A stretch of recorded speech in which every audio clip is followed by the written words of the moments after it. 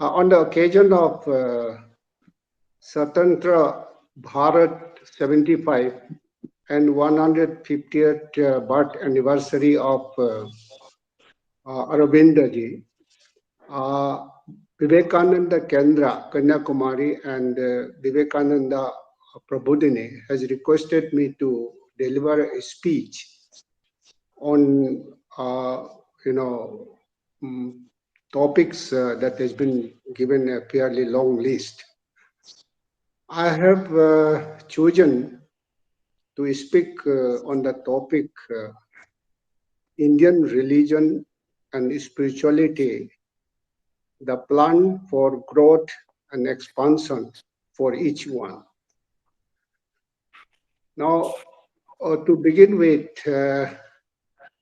I would like to give the religious scenario of world as well as the country, India, and the region, the Northeast India, where I live here. To understand this, I would like to take the help of certain facts and figures. First of all, population of the world is estimated to be at 7.9 billion as on today. Out of them, India shares 1.3 billion. Just above India, only China, 1.4 billion. Now, every 17% in the world are the Indian. As you know, India is a land share of only 2.4%, and the seventh largest country. But as far as the population is concerned, it is the second largest.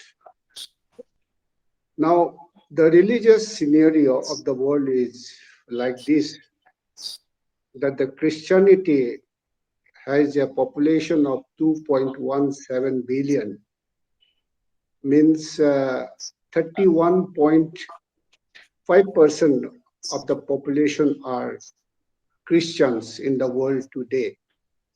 Out of that, 50% are Catholic and 37% are Protestant. Remaining denominations are of that of 13%. The next largest religion is Islam. Islam has a population of 1.6 billion, which means 23.2% of the world population are the Muslim, that is Islam. And of this, 87% are Sunnis and 13% are Shias. The third largest chunk of the population, that is almost 1.13% of the population, that is 16.3% to be precise, other population which does not have any religious affiliation. They are called agnostic or atheist, whatever. They don't have any religious affiliation. Then the next chunk is that almost 1.1 billion population, that is 15%, are the Hindus. The Hindu population is the third largest population in the world. And 94% of the Hindus are in India. Remaining 6% are in Nepal, maybe Mauritius, and Indonesia, especially Bali, or maybe Cambodia, where Angkor Wat and all. So these are all over the world, the 6%. Then next one is Buddhist. Buddhist population is 0.5 billion. That means 7% of the population of the world are Buddhist. And the next one is 0.4 billion. That is the folk religion, which I would like to stress, is that to be precise, 405, more than 405 million people follow the folk religion, that is the local groups or ethnic or the tribal groups. So this is, then remaining 1% are distributed amongst the other religions like Zoroastrian, maybe Jews, Judaism, or maybe even Taoism, Shintoism, including Sikhism, Jainism. So these are distributed, confined in 1% of the world population. So this is the world scenario of the religion. Then if you come to the Indian scenario, India, Hindu has the largest, that is 79.8%. Muslim has 14.2% of the population of India. Then followed by Christianity, 2.3%. Sikhism is 1.72%. Then Buddhist in India, although Buddhist has the Indian origin, but its percentage remains as 0.7%. And Jainism is 0.37%. So this is, and 0.24% are non-affiliated to any religion. And remaining 0.67% are supposed to be following the folk religion in India. That is also a huge chunk. So this is the distribution of population as far as religion is concerned in India. Then in the northeast region, Hindus are majority in Tripura, as many as 83.4%, and Assam has 61.47% of Hindus. Then Sikkim has almost 58% of the population are having Hindus. Then Manipur has 41.39% are the Hindus. Arunachal Pradesh has more than 29% are the Hindus. So this is the Hindu population in the northeastern region. Then Christianity. Nagaland has as many as 88%, 88.1% are the Christians, followed by Mizoram, 87.16% are the Christian in Mizoram. Then Meghalaya has 74.59%, almost 75%. In Meghalaya are the Christians. Then Manipur has 41.29% are the Christians, and Arunachal Pradesh 30.26%. That is the single largest religious group in Arunachal are the Christians. And even in Assam, 3.74% are the Christians. Then Muslim, if you say Assam has got more than 34% are the Muslim. Manipur has more than 8% are the Muslims. Nagaland and Meghalaya has got more than 4% are the Muslims. Nagaland has more than 2%. Arunachal has got a little less than 2% are the Muslims.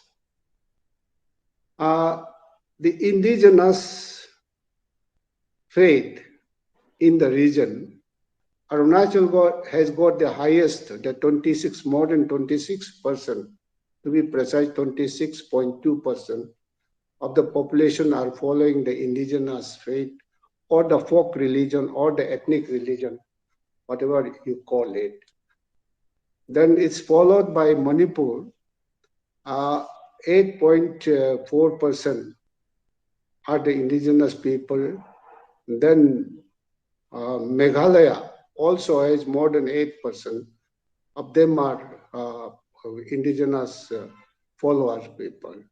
So this is religion distribution of world as well as the India and northeastern region. Now, of this religion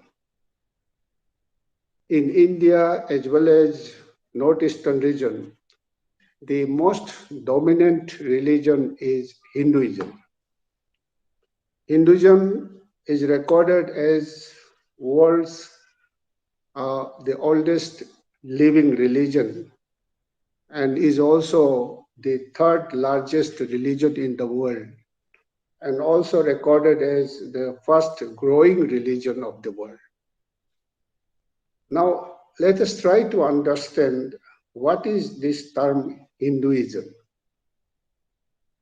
Hinduism, to me, it is an exonym in the sense that when the persons during second millennium BC or so, when they entered India through Hindu Kush mountain range and came across river Sindhu. So this Sindhu, Sanskrit word is Sindhu, river Sindhu. The person cannot pronounce the word Sa. Instead of Sa, they pronounce Ha. So in place of Sindhu, they call it Hindu. And the people living beyond mountain Hindu Kush or the Sindhu basin, they were called as Hindustan. And the religion followed by them are called Hinduism. So this is how the term Hindu started. Similarly, when the Greek came to India in the first or second century BC, they cannot pronounce neither Sa nor Ha, but they pronounce I. Like instead of Sindhu or Hindu, they call it Hindu. And the country beyond the Hindu Kush were called India and people were called Indian.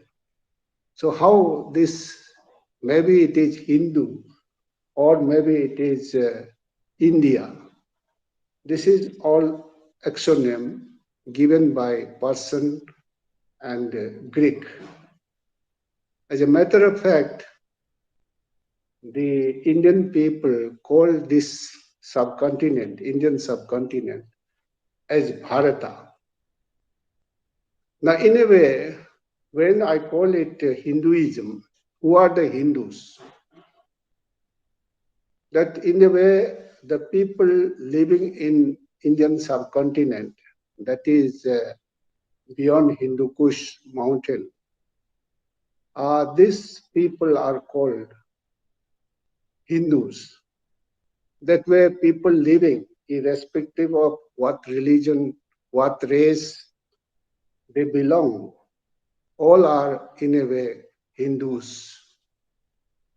So this is what this Hinduism origins it.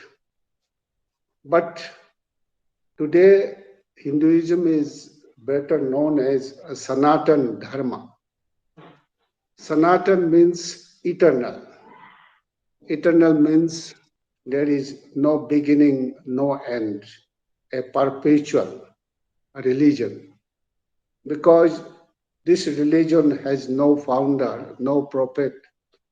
It doesn't have a book which prescribes the code of conduct or the doctrine.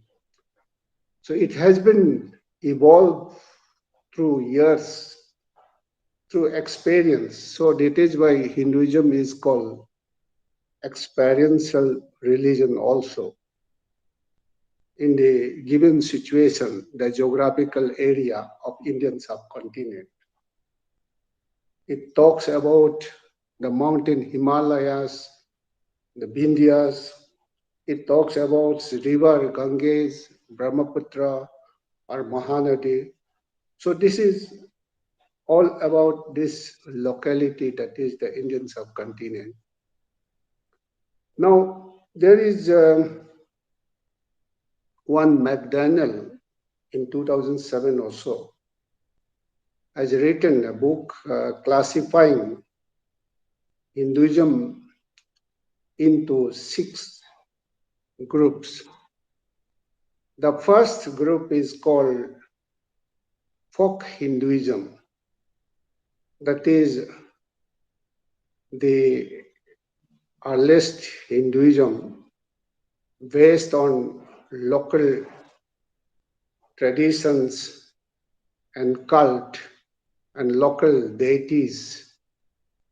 So this is the oldest non-literated system. The next one is called Vedic religion. The Vedic religion based on the layers of Vedas traceable to 2nd millennium BC. The third one is called Vedantic Hinduism. Is based on the philosophy of Upanishads, including Advaita Vedanta. It's emphasizing on the knowledge and wisdom. Then next one is the Yogic Hinduism based on the text of Yoga Sutra of Patanjali, and it's emphasized on introspective awareness. The next one is called Dharmic Hinduism or the daily morality Hinduism, which believe in the karma or cows or the caste system. So many, of course, believe this as the only form of Hinduism. The last one is called Bhakti Hinduism, Bhaktism, or devotional Hinduism. It's intense emotional relation between the emotions and spirituality. So this is what a classification given by McDonald. Now, this Hinduism is not one, is multiple layers developed through ages, and it is all inclusive. Well, viewers, there is an organization called International Center for Cultural Studies based in USA. Under the aegis of that World Conference of Elders are being held from time to time. The most of such conferences are held in India. The participants of this conference are all these folk religion or the ancient religion people like Native Americans, the Mayans of Guatemala or Aztec, or Aboriginal Australia, or Maoris of New Zealand, or Aboriginal Africans, all these people who have almost lost their culture and would like to revive. I attended one or two of such conferences in the past. What they are looking forward, that they consider India in general and Hinduism in particular to lead the role of leadership, and the support of India and Hinduism to revive their lost glory and lost culture. This is because of the fact that the Semitic religions, they will not allow grass to grow under their feet in a way, and because of them, these people have lost their culture, their religion, their belief system. And Hinduism is an inclusive religion. It believes truth of every religion, and it has the tolerant. So therefore, they are looking for the leadership of Hinduism in particular to revive their lost culture. Now, this is what the people think about the Hinduism. Now, coming to this folk religion. Folk religion is also called ethnic religion, or also call it indigenous faith. Now, this I'm not going to talk much about the country as a whole, but I would like to talk mostly of the northeastern region of India. Now, first of all, how this folk religion has started or evolved.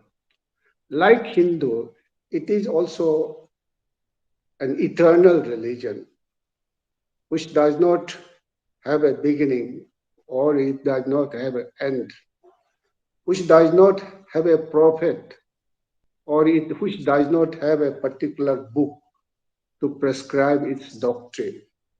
It has evolved over the years. Nobody knows since when. Like Hindu, it is also an experiential religion, experimented over the years. And therefore, it has a link with nature, especially when people see the beautiful mountains, the beautiful valleys, rivers, flora, fauna, and all good thing happening. They used to appreciate this and propitiate God for that.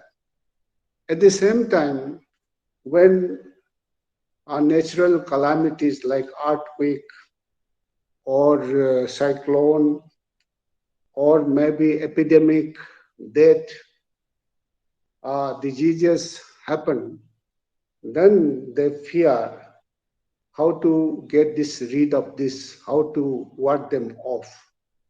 So therefore, this kind of a belief system started over the years. And I may say that this cultural landscape of every ethnic religion has been created over a natural landscape. So it talks about its own place. It is directly connected to this. So is the case Hinduism. And if I go back to the history, that before Brahminic period, where this Varna or caste system started, especially during the Rigvedic period, the social system of Indians as a whole They were also based as a tribal society. The Rajan was nothing but the tribal chief. The Purohita or the priest played a very important role. The belief system, that is worshipping fire, water, or maybe sun, moon, or maybe trees, or maybe animal, everything what it was during the Vedic Aryan or Vedic Indians is exactly what is happening today in the most of the ethnic communities or the tribal groups of the northeastern region. So that way, there is a lot of similarity. So this in the northeastern region, if you see that in Manipur, this ethnic religion is called Sarnamahism. In Mizoram, despite Christian dominated, they have a local religion called Hinam Sakua. In Nagaland, is called Haraka movement. Then in Meghalaya, the Jaintias call Niyam 3, and Khasis call it Seng Khasi, and Garus call it Songsarek. So in Assam, the uh, Bodo people call it Batoism. The Karbi people call it Hempu Mukreng. Then this missing call it Doni Poloism. And even Ahum, they call it Dampi when it is community level celebrated, Medam Mapi. But when individual, the ancestral worship, that is called Dampi. So these are this. And in Arunachal Pradesh, there are, many that in the eastern part, especially Tangsa, it is called Rangpraism. Then Mismi called Amik Matai and Nani Intaya. Then Adi, Apatani, Galo, Tagin, Nise. They call it Doni Poloism. Then our this Akka people call it Nijino. So this is what local people and even our Buddhist in Arunachal Pradesh, they have two groups, that Mahayana in the western part of the state like Sadukpen and Monpa, the northern part like Memba, Khamba, Mayor, they follow this Lamaistic Buddhism, and the eastern central part of our Khamti and Singpo and Tihak, they follow this Theravada or Hinayana Buddhism. Even there is a syncretism of the local faith that they do follow. So this is the distribution of indigenous faith in the state of Arunachal Pradesh. Now, this faith need to be retained and maintained because of the identity of the community who practice it, the self-pride of the community, and the self-confidence of the community. This preservation and protection is needed. Now, it is a transitory form because many of these religions are not organized religion. In order to protect, an attempt is being made to make it as an organized religion. So here, through like Nisi Nyedar Namlo, Apatani Medar Melo, Tagin Doni Polo Namlo, Galo Gangin, and all this Rangfra movement, Nejino movement, are taking place just to give a proper self. We used to get the criticism from the others that they are following like,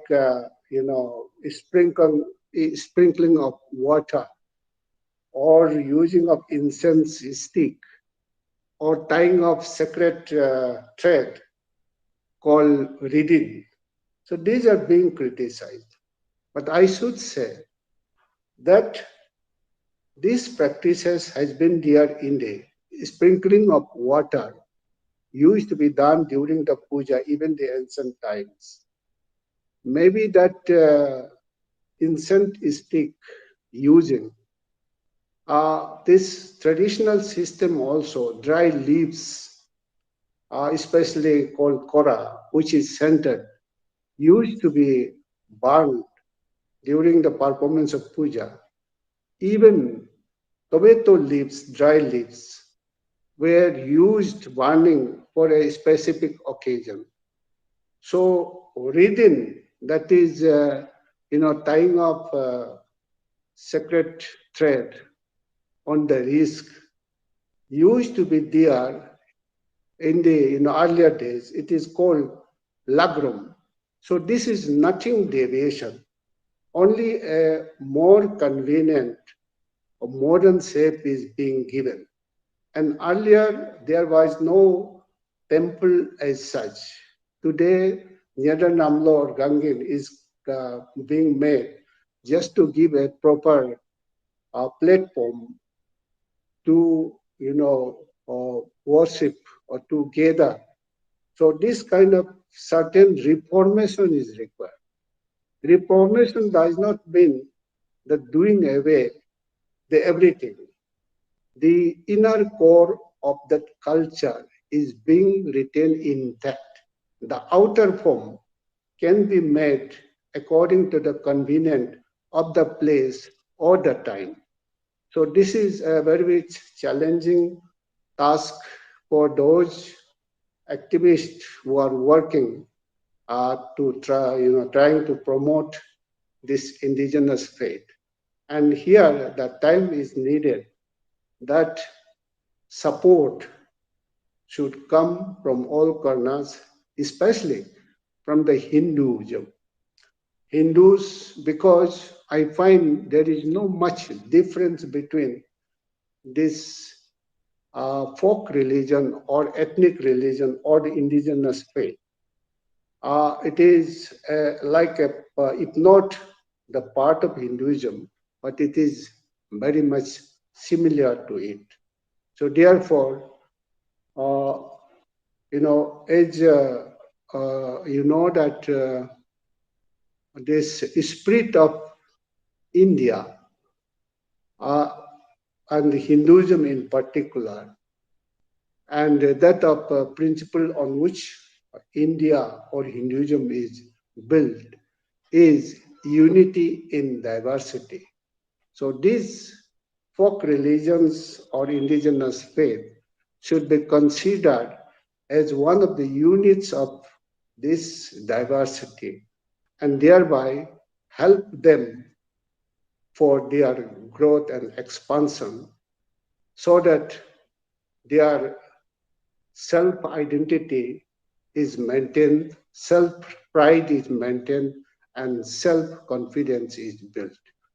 With this, thank you very much, the listener, for this, my random thought. Thank you.